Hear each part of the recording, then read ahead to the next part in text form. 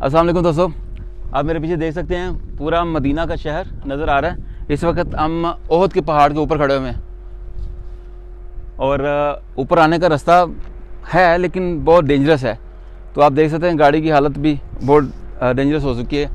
लेकिन हम इस वक्त ओहद पहाड़ के बिल्कुल टॉप के ऊपर हैं। तो मज़ेदार जगह है, कभी आप मदीना आएँ, अगर आपके पास हिम्मत हो और गाड़ी भी हो थोड़ी ऊँची तो ज़रूर चक्कर लगाएँ। अभी तक गवर्नमेंट ने इसका रोड नहीं बनाया प्रॉपर, मतलब कच्चा है। ये खंभे नज़र आ रहे होंगे आपको, पोल्स। ये पोल्स का मतलब है कि यहाँ तक रोड है, बस इस तरह की कच्ची पक्की टेढ़ी मेढ़ी रोड है, डेंजरस है। और हम फैमिली के साथ ड्राइव कर रहे हैं, रिस्की था लेकिन हमने सोचा यार करना है। लास्ट टाइम हम आए थे आधे रास्ते से होकर चले गए थे और अभी हम आगे थोड़ा सा ऊपर आए हैं। अभी थोड़ा और ऊपर जा सकते हैं लेकिन ऊपर कुछ है कोई नहीं, इस वजह से सोचा आप लोगों से शेयर करूँ। यह है ओहद का पहाड़ जिसका हदीसों में जिक्र है